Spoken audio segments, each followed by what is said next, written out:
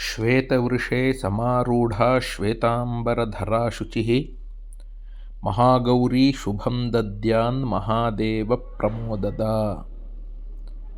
ಜಗನ್ಮಾತೆ ದುರ್ಗಾದೇವಿಯ 8ನೇ ಶಕ್ತಿಯ ಹೆಸರು ಮಹಾಗೌರಿ ಎಂಬುದಾಗಿದೆ. ಇವಳ ಬಣ್ಣವು ಪೂರ್ಣವಾಗಿ ಬಿಳುಪಾಗಿದೆ. ಈ ಬಿಳುಪಿಗೆ ಶಂಖ, ಚಂದ್ರ ಮತ್ತು ಕುಂದ ಪುಷ್ಪ ಇವುಗಳ ಉಪಮೆ ಕೊಡಲಾಗಿದೆ. ಇವಳ ವಯಸ್ಸು 8 ವರ್ಷದವಳೆಂದು ತಿಳಿಯಲಾಗಿದೆ. ಅಷ್ಟವರ್ಷ ಭವೇದ್ ಗೌರಿ. ಇವಳ ಎಲ್ಲ ವಸ್ತ್ರ ಹಾಗೂ ಆಭೂಷಣಗಳೂ ಕೂಡ ಬಿಳಿಯದಾಗಿದೆ. ಇವಳಿಗೆ 4 ಭುಜಗಳಿದ್ದು ವಾಹನ ವೃಷಭವಾಗಿದೆ. ಆ ವೃಷಭವೂ ಸಹ ಬಿಳುಪಾಗಿದೆ. ಇವಳ ಕೈಯಲ್ಲಿ ಅಭಯಮುದ್ರೆ, ತ್ರಿಶೂಲಗಳು ಇವೆ. ಹಾಗೆಯೇ ಡಮರು, ವರಮುದ್ರೆಗಳು ಇವೆ. ಇವಳ ಸ್ವರೂಪ ಅತ್ಯಂತ ಶಾಂತವಾಗಿದೆ. ತನ್ನ ಪಾರ್ವತೀ ರೂಪದಲ್ಲಿ ಇವಳು ಭಗವಾನ್ ಶಿವನನ್ನು ಪತಿಯಾಗಿ ಪಡೆಯಲು ಭಾರೀ ಕಠೋರ ತಪಸ್ಸನ್ನು ಮಾಡಿದ್ದಳು. ವ್ರಿಯೇಹಂ ವರದಂ ಶುಂಭಂ ನಾನ್ಯಂ ದೇವಂ ಮಹೇಶ್ವರಾತ್.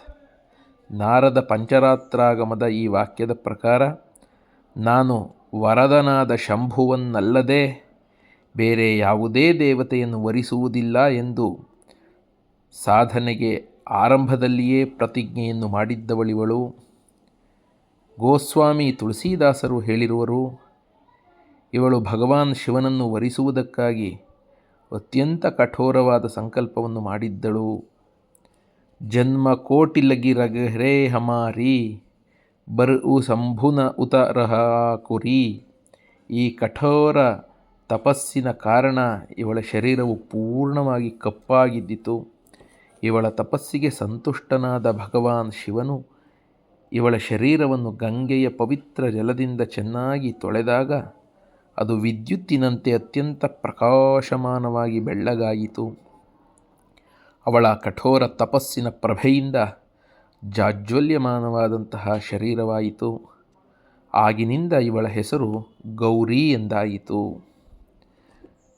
ನವರಾತ್ರಿಯ 8ನೇ ದಿನ ಮಹಾಗೌರಿಯ ಉಪಾಸನೆಯ ವಿಧಿ ಇದೆ. ಇವಳ ಶಕ್ತಿಯು ಅಮೋಘ ಹಾಗೂ ಸದ್ಯಫಲದಾಯಿನಿಯಾಗಿದೆ. ಇವಳ ಉಪಾಸನೆಯಿಂದ ಭಕ್ತರ ಎಲ್ಲ ಕಷ್ಟಗಳು ತೊಳೆದು ಹೋಗುತ್ತವೆ. ಅವರ ಪೂರ್ವಾರ್ಜಿತ ಪಾಪಗಳೂ ಕೂಡ ನಾಶವಾಗಿ ಹೋಗುತ್ತವೆ. ಭವಿಷ್ಯದಲ್ಲಿ ಪಾಪ, ಸಂತಾಪ, ದೈನ್ಯ, ದುಃಖ ಇವ್ಯಾವುವೂ ಇವರ ಬಳಿ ಬರುವುದಿಲ್ಲ. ಅವರು ಎಲ್ಲ ಪ್ರಕಾರದಿಂದ ಪವಿತ್ರ ಮತ್ತು ಅಕ್ಷಯ ಪುಣ್ಯಗಳ ಅಧಿಕಾರಿಗಳಾಗುತ್ತಾರೆ. ಉತ್ತಮ ಶರೀರವನ್ನು ಮುಂದಿನ ಜನ್ಮಗಳಲ್ಲಿ ಪಡೆಯುತ್ತಾರೆ.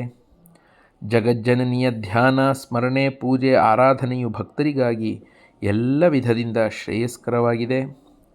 ನಾವು ಯಾವಾಗಲೂ ಇವಳ ಧ್ಯಾನವನ್ನು ಮಾಡಬೇಕು.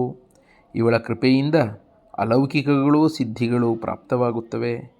ಮನಸ್ಸನ್ನು ಅನನ್ಯ ಭಾವದಿಂದ ಏಕನಿಷ್ಠವಾಗಿಸಿ ಮನುಷ್ಯನು ಸದಾಕಾಲ ಇವಳ ಪಾದಾರವಿಂದಗಳಲ್ಲಿ ಧ್ಯಾನ ಮಾಡಬೇಕು.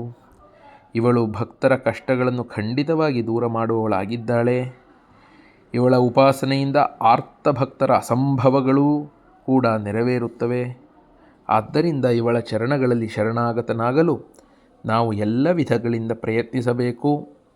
ಪುರಾಣಗಳಲ್ಲಿ ಇವಳ ಮಹಿಮೆಯ ಅನೇಕ ಆಖ್ಯಾನಗಳು ಇವೆ.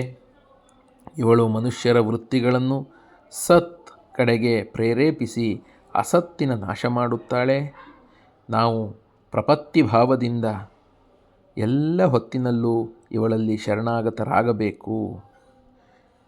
ಸರ್ವಮಂಗಲ ಮಾಂಗಲ್ಯೇ ಶಿವೆ ಸರ್ವಾರ್ಥ ಸಾಧಿಕೆ ಶರಣ್ಯೇ ತ್ರ್ಯಂಬಕೆ ಗೌರಿ ನಾರಾಯಣಿ ನಮೋಸ್ತುತೆ.